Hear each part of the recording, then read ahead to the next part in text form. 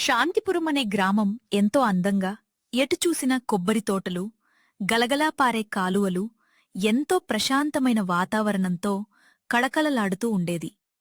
ఆ ఊరి జనాలు ఎంతో కష్టపడే మనస్తత్వం కలవారు. ప్రతిరోజూ ఉదయాన్నే లేచి పొలాలకు వెళ్లి చెమటోడ్చి పనిచేసుకునేవారు. ఆ ఊరి చివర ఒక చిన్న రోడ్డు పక్కన లింగరాజు, అతని భార్య లక్ష్మీ నివసిస్తూ ఉండేవారు. లింగరాజుకు చికెన్ ఫ్రై, చికెన్ బిర్యానీ చేయడంలో తిరుగులేని నైపుణ్యం ఉండేది. అతని చేతిలో ఏదో అద్భుతమైన మాయ ఉండేది. అతను కట్టెల పొయ్యిమీద వండే వంటల రుచి అమృతంలా ఉండేది. పేదరికం వల్ల పెద్ద హోటల్ పెట్టలేక రోడ్డు పక్కనే ఒక చిన్న తోపుడు బండిమీద వ్యాపారం ప్రారంభించాడు. అంత పేదరికంలో కూడా తన తోపుడు బండిని మాత్రం చాలా ఘనంగా తయారుచేశాడు లింగరాజు. వంటల దగ్గర రుచి ఎంత ముఖ్యమో శుభ్రం కూడా అంతే ముఖ్యం అని నమ్ముతాడు. ఏవండి, ఇవాళ కూడా ఊరి ప్రెసిడెంట్ జగన్నాథంగారి మనుషులొచ్చి మనల్ని ఇక్కడ్నుండి వెళ్ళిపోమని బెదిరించారు. మన బండి దగ్గరకు వచ్చే కస్టమర్లను కూడా భయపెట్టి పంపించేస్తున్నారు. మనం ఎంతో నిజాయితీగా కష్టపడి వండుతుంటే మనకెందుకీ కష్టాలొస్తున్నాయి? రోజురోజుకు వాళ్ల వేధింపులు ఎక్కువైపోతుంటే నాకు చాలా భయమేస్తోంది. ఇలాగైతే మన ఇల్లు గడిచే దారి ఎప్పుడు వస్తుందో ఏమో నాకైతే అస్సలు అర్థం కావడం లేదు. లక్ష్మి, నువ్వు దేనికి తొందరపడి ధైర్యం కోల్పోకు. నా మాట నమ్ము. అన్నం పెట్టేవాణ్ణి ఆ పైవాడు ఎప్పుడూ చెయ్యి విడోడు. మన కష్టాలు శాశ్వతం కావు. వాళ్ళు మనల్ని ఎంత ఇబ్బంది పెట్టినా మన వంట నైపుణ్యం మనల్ని కాపాడుతుంది. ఈరోజు నేను అడవి నుండి తెచ్చిన ఒక ప్రత్యేకమైన అడవి కొత్తిమీర, కమ్మటి పుదీనా ఆకులతో సరికొత్త ఆకుపచ్చ చికెన్ బిర్యానీ వండాను. ఈ మసాలా ఘాటు, నిప్పుల మీద వేగిన చికెన్ ఫ్రై వాసన మన జీవితాలను పూర్తిగా మార్చేస్తుందని నా మనస్సుకు గట్టిగా అనిపిస్తోంది. లింగరాజు ఏకాగ్రతతో తనే స్వయంగా రోట్లో దంచిన ఆకుపచ్చ మసాలాలు పట్టించిన చికెన్ ముక్కల్ను పెనంపై వేసి ఫ్రై చేస్తున్నాడు.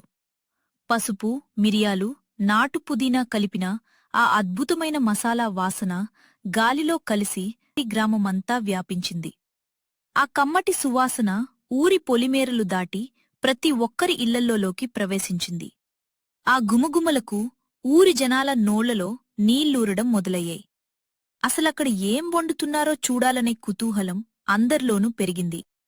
వండుతున్న బిర్యానీ వాసనకు ఆకర్షితుడై ఆ ఊరి ప్రెసిడెంట్ మరియు పెద్ద రెస్టారెంట్ యజమాని అయిన జగన్నాథం అక్కడికి వచ్చాడు. అతనికి అహంకారం చాలా ఎక్కువ. తనకంటే తక్కువ ఉన్న పేదవాళ్లంటే అస్సలు పడదు. లింగరాజు బండి దగ్గరకు జనాలు ఎగబడితే తన హోటల్ వ్యాపారం దెబ్బతింటుందని అతనికి విపరీతమైన కుళ్ళు.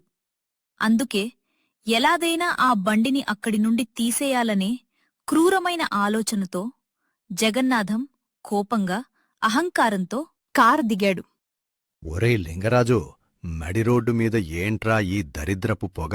ఈ చెత్తబండి ఈ నల్లటి బొగ్గుల మీద కాలుస్తున్న మురికి చికెన్ తింటే జనాల ఆరోగ్యం పారైపోదా?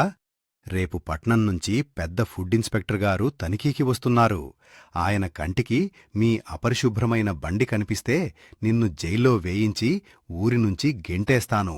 జాగ్రత్త. నమస్కారమండి ప్రెసిడెంట్ గారు. నా బండి దగ్గర వాతావరణమంతా చాలా శుభ్రంగా ఉంచుతానండి. నేనెలాంటి కెమికల్స్, ఆర్టిఫిషియల్ రంగులు లేకుండా స్వచ్ఛమైన అడవి ఆకులతోనే ఈ వంటలు చేస్తున్నాను. ఇందులో ఆరోగ్యానికి హాని చేసేది ఏదీ లేదు.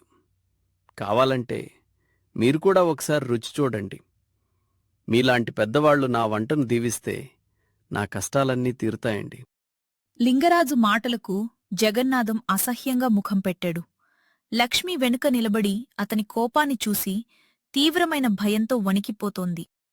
ఏమిటి? నేను ఈ ఊరి ప్రెసిడెంట్ని. నా అంతటి హోదా ఉన్నవాడు మీ మురికి చేతుల వంట తినాలా? అసలు నీ అంతస్తు ఏంటి, నా అంతస్తు ఏంటి? నాతో సమానంగా మాట్లాడడానికి ఎంత ధైర్యం నీకు?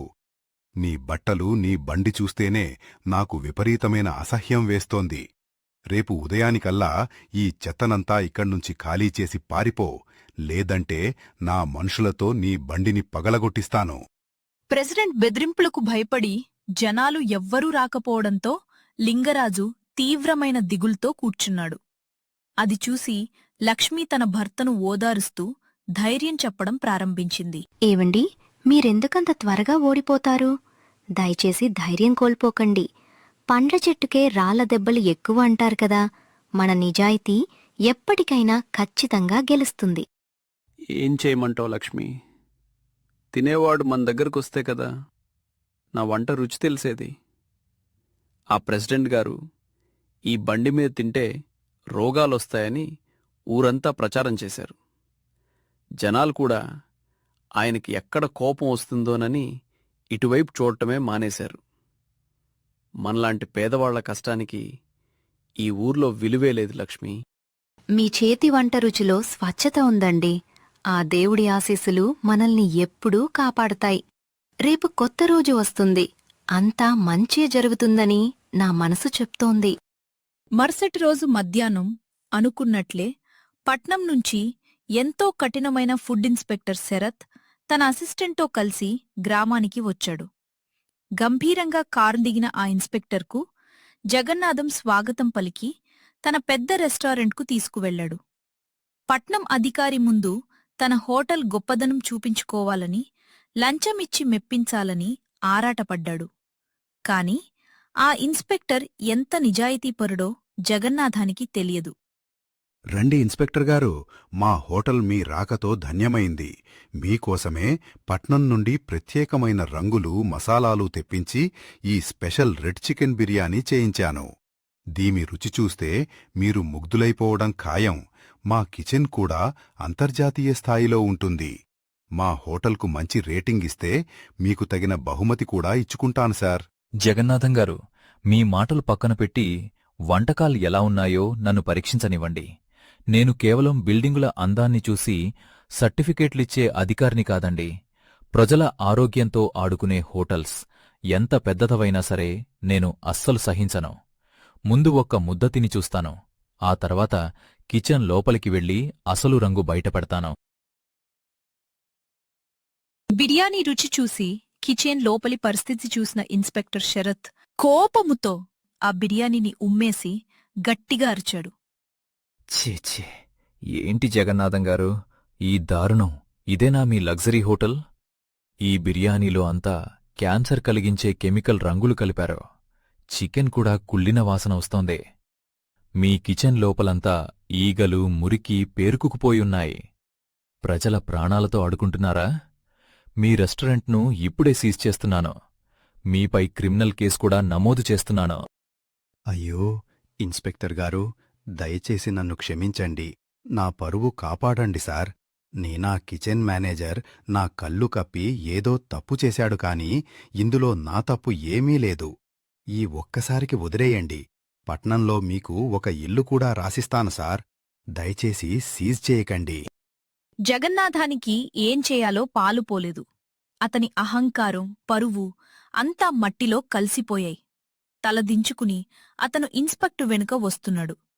సరిగ్గా అప్పుడే గాలిలో కొసరి దంచిన మిరియాలు, నిప్పులపై వేగుతున్న నాటుకోడి ఫ్రై మరియు కమ్మటి పుదీనా ఆకుపచ్చ బిర్యానీ వాసన నేరుగా ఇన్స్పెక్టర్ ముక్కుకు తగిలింది. ఆ సువాసన ఎంత సహజంగా ఉందంటే ఇన్స్పెక్టర్ శరత్ ఒక్క క్షణంపాటు మైమరచిపోయి ఆశ్చర్యంతో ముక్కు ఎగబీల్చాడు. ఆకలి వేస్తుండటంతో ఆ అద్భుతమైన సువాసన ఎక్కడి నుండి వస్తోందో తెలుసుకోవాలని ఆ దిశగా నడవడం ప్రారంభించాడు. అబ్బబ్బబ్బా! ఏమీ సువాసనయ్యా ఇది! నా కెరీర్లో ఏనాడో ఇంతటి అద్భుతమైన, స్వచ్ఛమైన వాసనను పీల్చలేదో. నేను ఎన్నో పెద్ద పెద్ద 5 స్టార్ హోటల్స్ తిరిగాను కాని ఈ చిన్న కట్టెల పొయ్యి బిర్యానీ వాసన నన్నిక్కడికి లాక్కొచ్చింది. ఈ తోపుడు బండిని కూడా ఎంత శుభ్రంగా ఉంచావో చూస్తుంటేనే ముచ్చటేస్తోంది. ఇక్కడ ఏం బిర్యానీ వండావో ఒక్కసారి తీసి చూపించు బాబూ. నమస్కారమండి. నేను ఈ ఊరిలోనే ఒక చిన్న పేద వంటవాడిని. నా పేరు లింగరాజు. ఇది నేను అడవి నుండి తెచ్చిన సహజమైన కొత్తిమీర, నాటు పుదిదీన ఆకులతో దంచిన మసాలాల ఆకుపచ్చ చికెన్ బిర్యానీ అండి.